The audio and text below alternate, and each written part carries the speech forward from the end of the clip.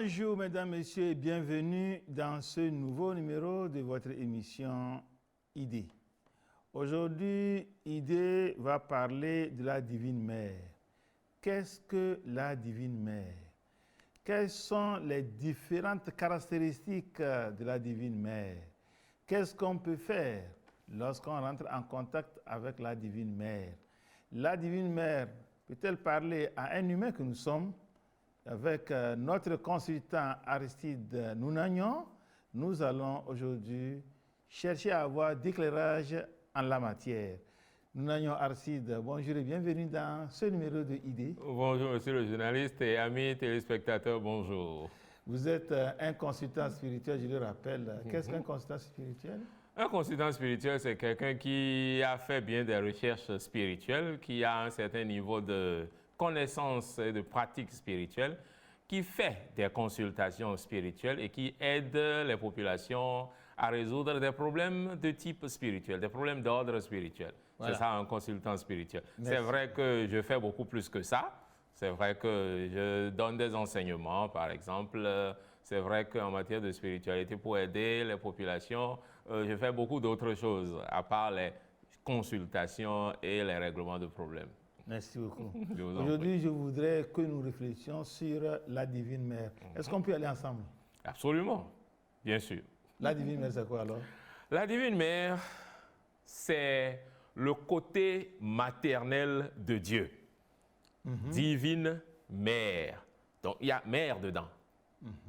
Divine. Donc, c'est la mère qui est divine. C'est la Divine Mère. C'est-à-dire, Dieu, notre Créateur, a plusieurs aspects. Il y a Jésus-Christ, par exemple, qui a un aspect de Dieu. Il y a la Divine Mère, qui a un aspect de Dieu. Spirituellement, Allah est un aspect de Dieu. C'est Dieu, mais vu sous un certain angle. Dieu vu sous une certaine porte, sous un certain aspect. Alors la Divine Mère, c'est Dieu vu sous son aspect maternel, sous son aspect maman. C'est quoi l'aspect maman? C'est l'aspect miséricorde. Vous voyez comment la maman voit son enfant, elle veut tout faire pour que l'enfant réussisse. Une mère est prête à tout pour son enfant, surtout pour le bébé là qui vient de naître. Elle peut courir à gauche, à droite, rien que pour son enfant, pour l'épanouissement de cet enfant-là. Dieu, voyant l'être humain, voyant la vie, toute la vie, tous les êtres, mais sous cet aspect de miséricorde, sous cet aspect de protection. Une mère, allez chercher à prendre le poussin chez la mère poule, ça ne vous sera pas facile. Hein? La grande protection de mère poule, c'est la protection de la Divine Mère à l'égard de tous ses enfants. La Divine Mère, donc, c'est Dieu, agissant donc en tant que maman, agissant donc en tant que côté féminin de l'être. C'est celle qui nous donne la vie, que nous appelons la Divine Mère. On dira que c'est notre maman qui nous a amenés à la vie, mais notre maman l'a fait comme représentante de la Divine Mère pour nous amener à la vie. Lorsque nous mourons, c'est vers elle que nous retournons.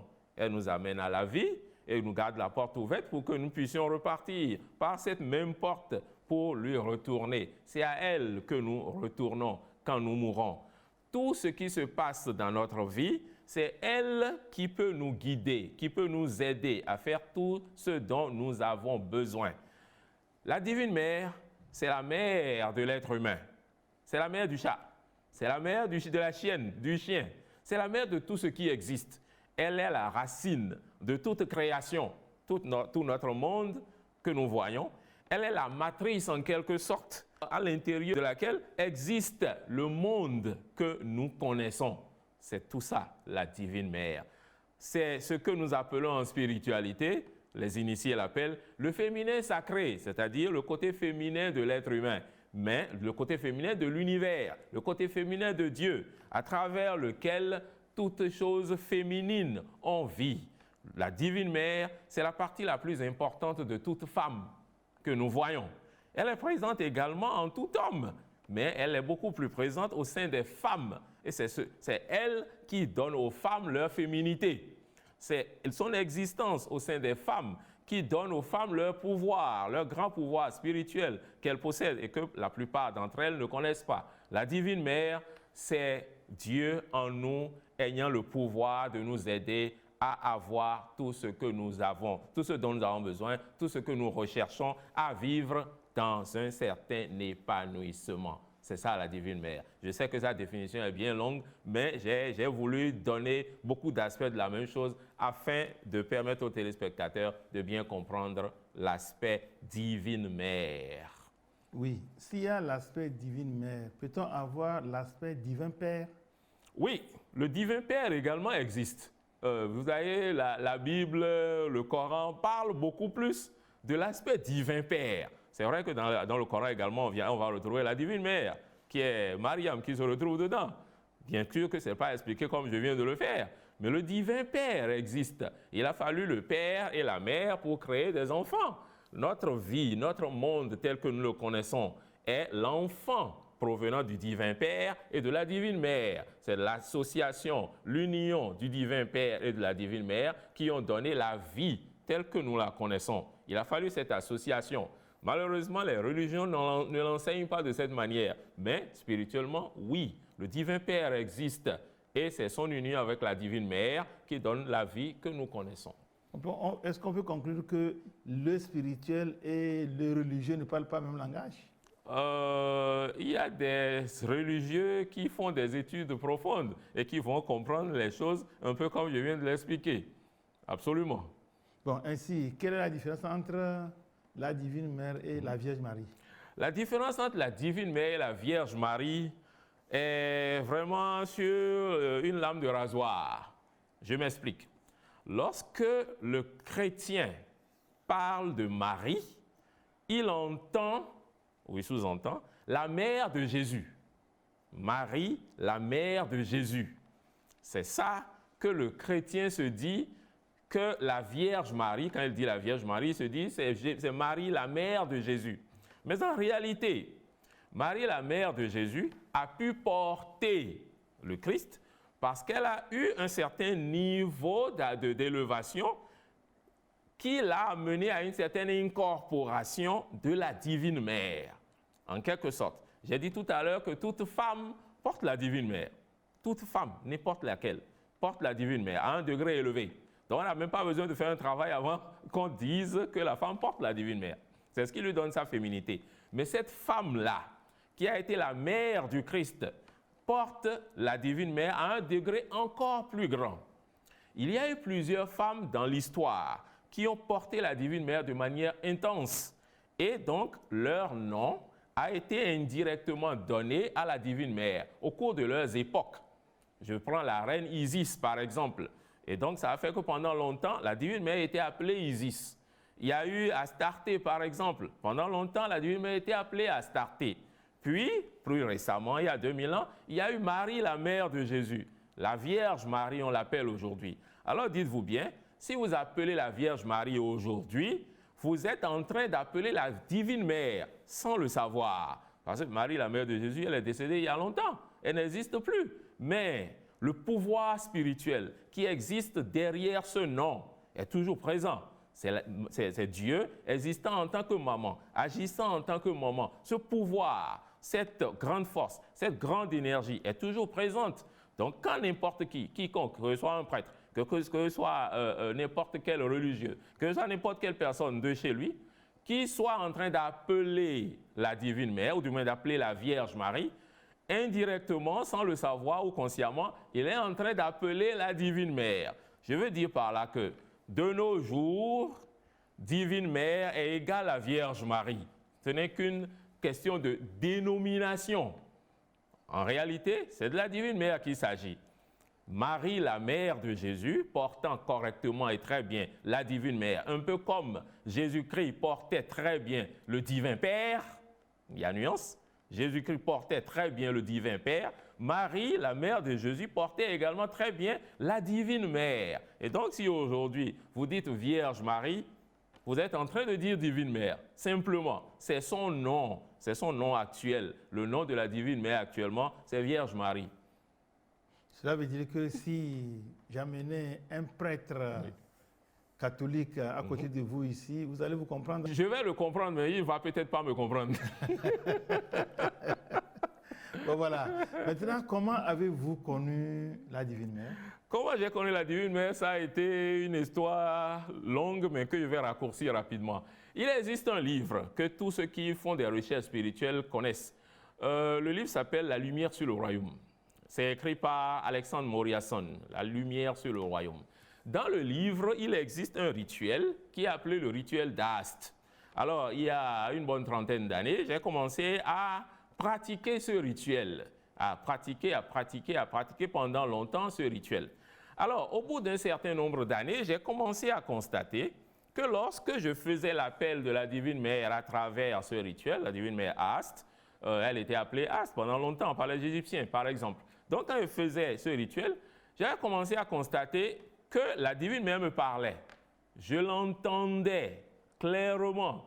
Elle me parlait et elle m'aidait également dans les nombreux travaux que j'avais, les nombreuses choses que je voulais. Je constatais que les résultats étaient plus ou moins rapides, que j'obtenais des effets vraiment très bons. Et en plus de ça, qu'elle me donnait une élévation spirituelle vraiment rapide. C'est comme ça que je l'ai connue. Et plus tard, ça a été beaucoup d'autres travaux. Oui, elle vous parlait en quel langage? Langage spirituel ou bien le langage humain que nous pouvons entendre tous? Elle me parlait spirituellement et continue de le faire jusqu'à ce jour. C'est-à-dire quoi? Quand on dit que vous entendez spirituellement, c'est des messages que vous recevez. Mais les messages, c'est comme si ça descend dans la tête. Ça descend du sommet de votre crâne que vous entendez dans les oreilles. Mais spirituellement, ça parle comme de fortes pensées. Et vous pouvez savoir que ce ne sont pas vos propres pensées. Que ce n'est pas que c'est vous-même qui avez pensé la chose.